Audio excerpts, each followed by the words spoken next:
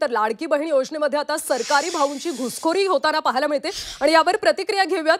विद्या चव्हाण सध्या आपल्या सोबत आहेत. विद्याताई, सरकारी कर्मचारी आता लाडकी बहीण योजनेचे लाभार्थी असल्याचं समोर आले. नेमकं आता सरकारनं काय केलं पाहिजे? सरकारी कर्मचारी इतके लोभी झालेले आहेत की त्यांना 5वा वेतन, 7वा वेतन, 8वा वेतन आयोग देऊन आणि त्यांचे पगार वाढवून सुद्धा त्यांचे पोट भरत नाहीत. ते शासनाचं प्रशासनाचं काम करण्यापेक्षा कुठला निधी आपल्याला कसा गंडवता येईल आणि कसा लाटता येईल याच्यावरच त्यांचं लक्ष असतं. आणि त्याचं उदाहरण म्हणजे हे लाडकी बहीण आहे. लाडकी बहीण ही योजना गरीब महिलांसाठी होती, परंतु त्याचा लाभ आपल्याला कसा घेता येईल म्हणजे अशा लोकांना तर ताबडतोब बडतर्फ केलं पाहिजे ज्यांनी बोगस कागदपत्र देऊन या योजनेचा लाभ घेतलेला आहे. त्या शिवथाळीच्या भोजनामध्ये पण असाच भ्रष्टाचार आहे. लोक गावोगावी जाऊन पैसे गोळा करतायत हे अधिकारी. तुम्ही काय जेवण देता काय नाही आम्हाला माहिती नाही, तुम्ही आम्हाला महिन्याला 5,000 10,000 हप्ता द्या पटकन, काय करायचं ते करा. म्हणजे हे सरकारी कर्मचारी आहेत का भ्रष्टाचारी आहेत? आणि हे सगळा भ्रष्टाचार उघडकीस आल्यानंतर सुद्धा आता येऊन किती 1-2 महिने होऊन गेले पण अजून त्यांच्यावर कडक कारवाई होताना दिसत नाहीये. मग सरकार काय बघ्याची भूमिका घेते का भ्रष्टाचाराला प्रोत्साहन देणारं हे सरकार आहे? कारण अशा प्रकारे काही कर्मचारी चांगले असतीलही, त्यांच्या प्रामाणिकपणाबद्दल मला शंका नाही. कारण जिथे 100 माणसं अशी असतात त्यातली 10-15 मंडळी अशी असतात. सरकारी कर्मचारीही काही चांगले असतील, परंतु अशा प्रकारे लोकांच्या योजनांचा असं संजय गांधी निराधार योजना काय त्याचाही लाभ असाच आहे, त्यांच्यापर्यंत पोहोचतच नाही. म्हणजे आदिवासी धर्म शाळा ज्या आहेत त्याच्यामध्ये सुद्धा जे काही मुलांना गरगरिबांच्या मुलांना दिलं जातं ते सगळं हे लाटण्याचं काम करतात. आणि हे खुलेआम चालू आहे. अनेकदा सभागृहामध्ये आम्ही ओरडून सांगितलेलं आहे की अशा भ्रष्टाचार होतो, परंतु यांचा बालही बाका होत नाही. यांच्यावर कुठलीही कारवाई कुठलाही मुख्यमंत्री आतापर्यंत करू शकलेला नाही.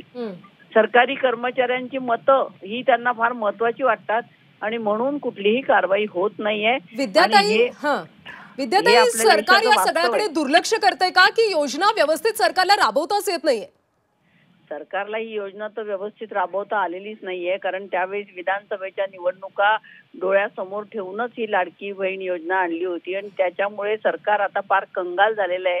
आणि तरी सुद्धा सरकारला ह्या लोकांवरती अजूनही कुठलाही अंकुश ठेवता येत नाहीये. यांना ताबडतोब शिक्षा का होत नाहीये? ही फसवणूक आहे ना, ही फसवणूक आहे, फोर्जरी आहे ही.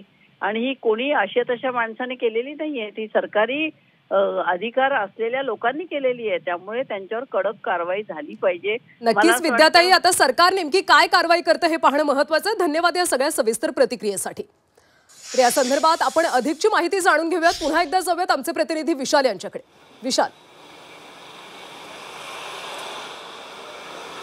कल्याणी, जसं तुम्ही सांगितलं की पुरुषांचाही यात सहभाग आहे आणि ज्या महिला आहेत त्यात प्रामुख्यानं अंगणवाडी सेविका असल्याची आपल्याला माहिती कळते. म्हणजे ज्यांच्या खांद्यावर या योजनेसाठी नाव नोंदणी टाकण्यात आली होती या अंगणवाडी सेविकांनी स्वतःचीच नावं पुढे केली की काय असा प्रश्न पडतो. आता ही सगळी नावं पुढे आली. महिला व बाल कल्याण विभागाने याबाबत एक आधी प्रकाशित केलेली आहे आणि या सगळ्यांवर आता शिस्तभंगाची कारवाई करण्याचे आदेश देण्यात आले.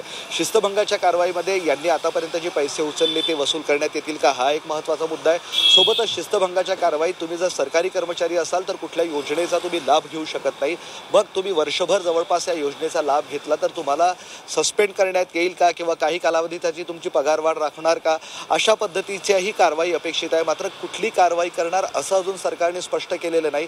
मात्र 1183 ही नावं त्यांनी जाहीर केलेली आहे आणि या सगळ्यांच्या बाबत जिल्हा परिषदचे जे मुख्य अधिकारी असतात थोडंसं थांबवते. माजी मंत्री यशोमती ठाकूर सध्या आपल्यासोबत फोनलाईन वरून जोडल्या गेलेले आहेत.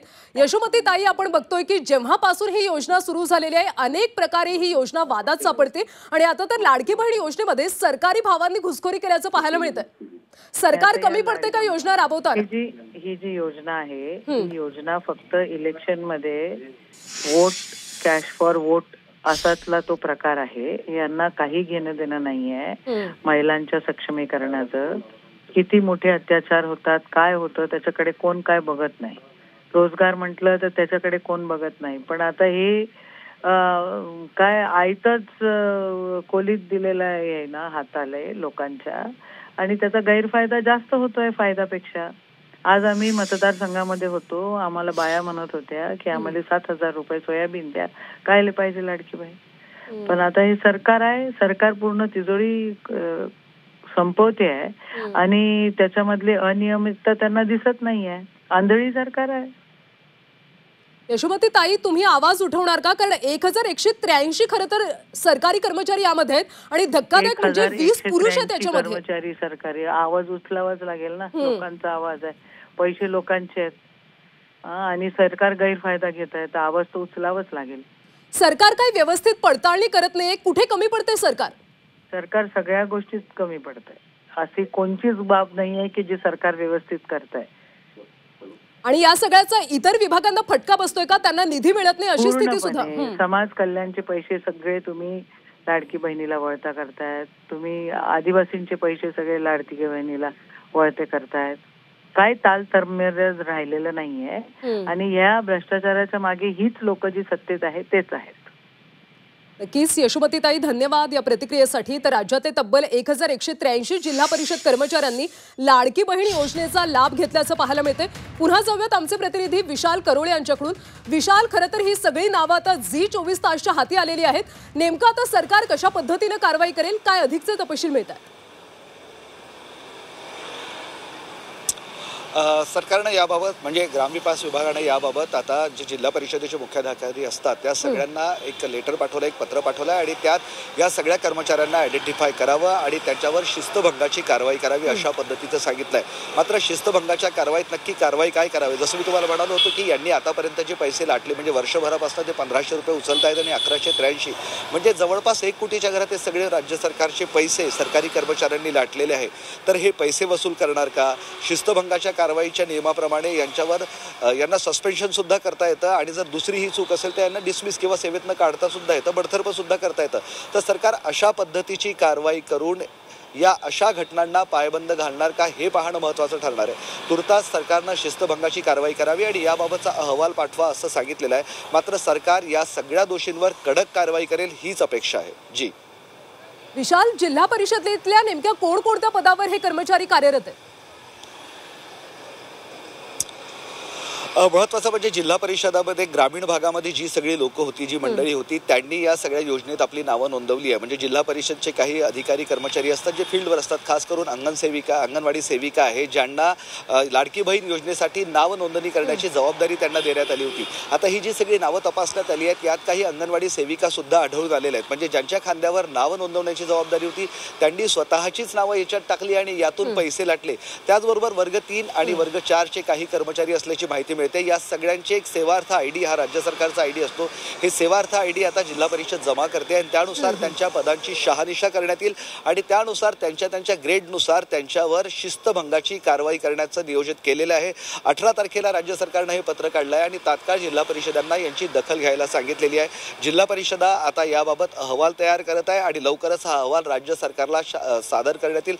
आणि महत्त्वाचं म्हणजे राज्यातील जवळपास सर्व जिल्हा परिषदांमध्ये हे सगळं घडून आलेलं आहे. म्हणजे जर मी बुलढाण्याचं तुम्हाला उदाहरण दिलं तर जवळपास 200 वर लोक तिथे आहे. धाराशिवमध्ये 100 आहे, बीडमध्ये 100 आहे, सोलापूरमध्ये 110 आहे. अगदी पुणे, नागपूर आणि छत्रपती संभाजीनगर सारख्या शहरातल्या जिल्हा परिषदेतल्या कर्मचाऱ्यांनी सुद्धा हा सगळा घोळ केलेला आहे. यामध्ये पुरुषांचा सुद्धा सहभाग होता. गेली दीड वर्ष हे सगळं सुरू होतं, मात्र कुणाच्याही लक्षात आलेलं नाही. जेव्हा याबाबतच्या तक्रारी सुरू झाल्या, ओरड सुरू झाली, त्यानंतर महिला व बाल कल्याण विभागानं याबाबतची यादी तपासण्याचं काम हाती घेतलं आणि त्यानंतर हा सगळा घोळ आता पुढे आलाय. तुर्तास आता फक्त जिल्हा परिषदेतल्याच कर्मचाऱ्यांनी याचा लाभ घेतला असं पुढे आलंय. मात्र खरंच महसूलचे कर्मचारी यात सहभागी आहेत का किंवा शासनाच्या इतर विभागाचे जे ग्रामीण भागात काम करतात तेही यात सहभागी आहे का, या दृष्टीनं सुद्धा आता चौकशी करण्याची गरज आहे. कल्याणी. नक्कीच विशाल, धन्यवाद या सगळ्या सविस्तर माहितीसाठी. तर अतिशय धक्कादायक बाब समोर आलेली आहे. राज्यातले तब्बल 1183 जिल्हा परिषद कर्मचाऱ्यांनी लाडकी बहीण योजनेचा लाभ घेतल्याचं समोर आले. नेमके कुणी लाभ घेतला आपण पाहूयात. याच्यामध्ये किशोर कचकर, जयसिंग तुकाराम तापकीर या पुरुषांनी सुद्धा लाडकी बहीण योजनेचा लाभ घेतलाय. गोकर्ण रामप्रसाद नाईक नवरे आणि हे सगळे सरकारी कर्मचारी आहेत. एकनाथ कोळी, काशीनाथ गणपत तांडे ही सगळी नावं एक्सक्लुसिव्हली तुम्ही आता झी24 तासवर पाहताय. राजू रतन चांसकर हे सरकारचे लाडके भाऊ आहेत का असा प्रश्न आता उपस्थित केला जातोय. श्यामलाल विठ्ठल पाटोळे जे लातूरमधून आहेत, सरकारी कर्मचारी आहेत आणि त्यांनी लाडकी बहीण योजनेचा लाभ घेतलाय. संदीप विलास भांडलकर पुणे, रतन तानाजी मिटकरी सोलापूर, मुकेश लक्ष्मणराव मेहत्रे बुलढाणा. राज्यातल्या अनेक जिल्ह्यांमध्ये हे सगळे प्रकार घडलेत. प्रमोद मुरारी सरकार गडचिरोली,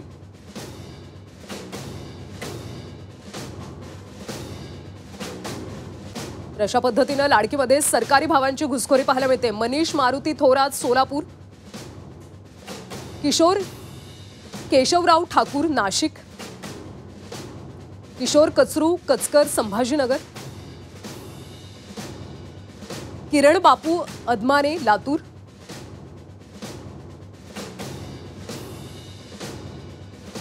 तर या सगळ्यांवर आता नेमकी काय कारवाई केली जाते हे पाहणं महत्त्वाचं आहे.